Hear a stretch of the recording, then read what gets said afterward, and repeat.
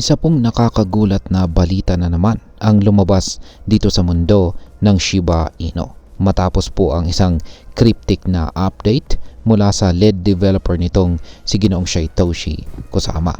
Sapagkat kamakailan lamang po ay pinalitan niya ang kanyang location sa X, dating Twitter, gamit ang misteryosong pahayag na cracking the chrysalis. Ayan, cracking the chrysalis. Dahil dito ay marami pong crypto enthusiasts at saka SHIB holders ang nagsimulang mag-isip kung ano nga ba ang maaring ibig sabihin nito. Yan, marami po ang nag-iisip na ito ay isang bullish signal or indikasyon ng isang malaking pagbabago sa ecosystem ni SHIB. Kaya ayan, sa video na ito ay pag-uusapan po natin ang tatlong posibleng kahulugan ng update na ito. Pati na rin ang epekto nito sa presyo ni SHIB at sa atin bilang mga Pinoy investors na interesado rito kay SHIB. Ayan po siya, si Ginoong Satoshi Kusama na laging nakasuot po ng ganyan maskara. At ayan, bago po tayo magpatuloy ay pakibasa na lamang po ang disclaimer dito sa ibaba ng ating screen. Ngayon ay simulan po natin ang kung ano po ang ibig sabihin ng cracking the chrysalis. Ayan. Una po sa lahat ay ang salitang chrysalis ay tumutukoy po ito sa cocoon stage bago maging butterfly ang isang caterpillar. Ayan. Malamang ay nakakita naman po siguro tayong lahat ng cocoon. Ayan. Sa madaling salita ay ito po ay isang transitional phase o isang yugto ng pagbabago. Dahil dito ay marami pong analyst ang nagsasabi na maaring sumisimbolo ito sa isang malaking development sa ecosystem ni Shiba Inu.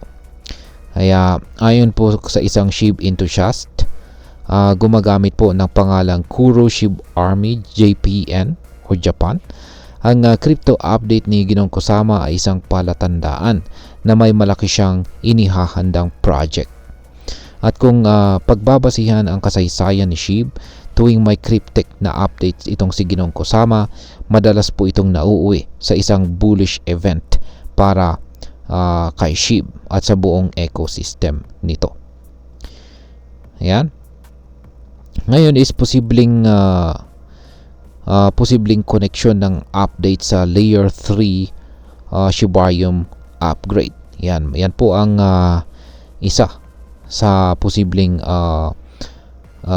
tinutukoy rito na malaking pagbabago dito sa ecosystem ni Shiba Inu. Yan ang Layer 3 Shibarium upgrade. Ayan. Isa po sa pinakamalaking haka-haka ay ang posibilidad na ito ay may kaugnayan sa Layer 3 Shibarium upgrade na tinatawag po na SHIB Alpha. Ano nga ba ito? Para sa mga hindi pa pamilyar, ang Shibarium ay ang Layer 2 solution ng Shiba Inu na nagbibigay ng mas murang gas fees at mas mabilis na transactions kumpara sa Ethereum network. Ngunit sa kabila po ng mga benepisyong ito, hindi pa rin po perpekto ang Shibarium, kaya't patuloy po itong ina-upgrade. Dahil dito, ang SHIB Alpha na sinasabing isang Layer 3 solution ay inaasahang magdadala ng mas mataas na scalability, security at saka efficiency sa network ni Shiba Inu. Noong unang bahagi po ng taong 2024, lumabas ang balita na nagawa ng makalikom ni Ginoong Kusama ng $12 million para sa development ng Layer 3 network. Ang pondong ito ay nagmula sa pagbebenta ng TREAT token na nagsisilbing backbone ng nasabing upgrade. Kung ang update po ni Ginoong Kusama ay konektado nga sa Layer 3 Shibarium, maaaring malapit na ang isang major announcement o ang opisyal na launching nito. Ayan. Ang pangalawa naman ay ang layunin ni Shiba Inu sa hinaharap. Ayan. Ayan, ang pangalawang posibilidad ay ang malalim pong layunin ng ecosystem ni Shiba Inu at ang pagiging isang ganap na decentralized financial ecosystem. Sa kasalukuyan ay patuloy po ang pagpapalawak dito kay Shiba Inu upang hindi na lang ito maging isang simpleng meme coin, kundi isang tunay na DeFi or Decentralized Finance Powerhouse. Isa po sa mga pangunahing plano nila ay ang pagpapakilala ng SHIB stablecoin na magpapababa sa volatility ni SHIB at magdadala ng mas maraming use cases dito. Bukod sa mabilis na transactions at mababang fees, ang SHIB Alpha upgrade ay nagbibigay rin ng mas malaking privacy at saka security para sa mga users. Sa madaling salita ay nais po ng ecosystem ni Shiba Inu na bigyan ang mga users ng mas malaking control sa kanilang sariling data at saka financial transactions. Kaya kung tama po ang hinala ng mga analyst na ang cryptic update ni Ginong Kusama ay may kinalaman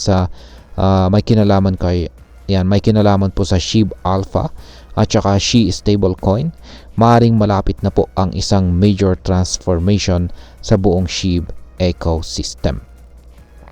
Ayan. Ngayon is ano po ang epekto ng update na ito sa presyo ni SHIB at saka TREAT. Ayan, dahil po sa mga hakang-hakang ito ay agad ding nagkaroon po ng epekto sa presyo ang cryptic update ni Ginoong Kusama na ito. Kaya ayan, pagdating po kay SHIB, tumaas po siya ng 5% at umabot po siya sa presyong 40 digits 1269. Dito kay TREAT naman ay mas matindi ang kanyang naranasang pag-angat, kung saan ay umabot po siya ng 20% na price increase sa presyong 30 digits 3297. Bukod dito ay may mga analyst na naniniwala na may posibilidad na tumaas pa ang presyo ni SHIB ng 175% sa mga susunod na buwan. Lalo pat patuloy po na dumarami ang SHIB holders na ngayon ay mahigit 1.5 million na. Ayan. Ngayon ay para sa atin, ang update na ito ay isang sinyales na maaring magkaroon po ng malaking pagbabago sa ecosystem ni Shiba Inu sa nalalapit na hinaharap. Kung holder ka po ng SHIB o TREAT, ito po ay maaring good news dahil may posibilidad na tumaas pa ang presyo ng mga tokens na ito. Kaya kung matagal ka na pong naghihintay ng price rally, baka ito na po ang inaasahan mong pagkakataon. Ngayon kung balak mo namang mag-invest, ay magandang pag-aralan muna ang mga paparating na developments sa ecosystem ni SHIB. Huwag po tayong basta-basta magpapadala sa hype, kundi siguraduhin natin na ating nauunawaan kung paano po gumagalaw ang crypto market. Ayan, para naman po sa interesado sa long-term investment, ang SHIB Alpha upgrade at ang SHIB stablecoin ay maaaring maging game changer sa ecosystem ni Shiba Inu. Kapag ang mga upgrade na ito ay magiging matagumpay, maaaring makita po natin ang mas malaking adoption dito kay SHIB sa iba't ibang financial platforms.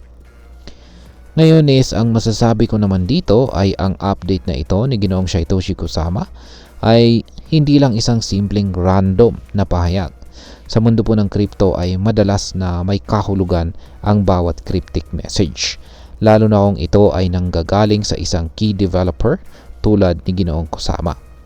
Dahil dito ay naniniwala po akong ang SHIB ecosystem ay nasa isang critical turning point. Kung talagang malapit na ang Layer 3 Shibarium at ang SHIB stablecoin, maaaring ito ang magtulak kay Shiba Inu para maging isa sa pinaka-ma-impluwensyang blockchain ecosystems sa loob ng susunod na ilang taon. Gayunpaman ay hindi rin natin dapat kalimutan ang volatility ng crypto market. Hindi porket may magandang balita, ibig sabihin ay tataas agad ang presyo. Mahalaga pa rin po ang disiplina sa pag-i-invest at ang pagsasagawa ng ating sariling research bago po tayo gumawa ng ating desisyon. At ayan, hanggang dito na lamang po tayo sa video na ito mga ka-crypto. Marami pong salamat sa panonood. Ingat po tayo lagi at God bless po sa ating lahat.